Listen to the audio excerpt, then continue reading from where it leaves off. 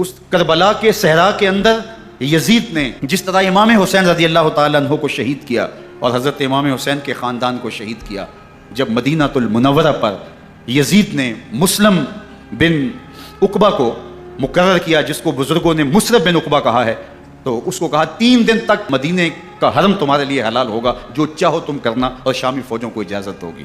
تو وہاں بھی انہوں نے 10,000 تابعین اور 700 صحابہ کو شہید کیا۔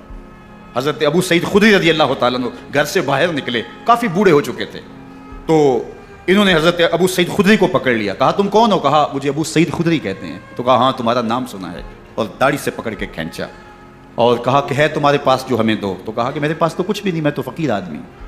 تو ان کے گھر ان کو لے گئے، تو 2 کبوتر رکھے تھے حضرت ابو سعید خدری نے، تو وہ کبوتر لوٹ کے لے گئے۔ اللہ اکبر۔ حضرت ابن سنان رضی اللہ تعالیٰ عنہ کو، جو حضور کے علم بردار تھے فتح مکہ کے دن، ان کو ستو پہلے پلائے اور پھر ان کی گردن کاٹی گئی، اور کہا یہ ہے وہ ستو جو تم زندگی میں آخری بار پیو گے۔ ایک گھر میں داخل ہوئی شامی فوج، تو ایک خاتون کے ابھی بچہ پیدا ہوا تھا، اور قابلہ نے، داہیہ نے وہ بچہ ماں کی چھاتی پہ لٹایا، اور وہ ماں کا پہلا دودھ پی رہا تھا۔ تو یہ جا کے کہنے لگے نکالو تمہارے پاس جو کچھ ہے۔ تو اس خاتون نے کہا تم جانتے ہو یہ بچہ کون ہے؟ تو انہوں نے کہا ہم نہیں جانتے۔ کہا یہ حضرت ابن ابی کبشہ انماری رضی اللہ تعالیٰ عنہ کا بچہ ہے، اور یہ وہ صحابی ہیں کہ جو بیت الشجرہ کے موقع پہ حضور کے ہاتھ پہ بیعت کرتے ہیں۔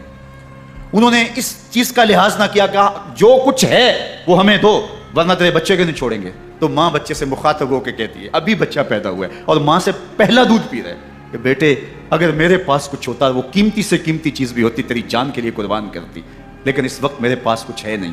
تو ایک شکی آگے بڑھا اور بچے کو ایک ٹانگ سے پکڑ کے کھینچ کے دیوار کے ساتھ پٹک کے مارا، جس سے دماغ کا بھیجا نکل گیا۔ کیا کیا زیادتیاں نہیں کی۔ 700 صحابہ حرہ کے واقعہ میں شہید کیے یزید نے، اور 10,000 تابعین شہید کیے۔ مسجد نبوی میں ممبر رسول کے ساتھ گھوڑے باندھے، اور وہ ممبر رسول اور مصلی رسول کے قریب لید کرتے رہے۔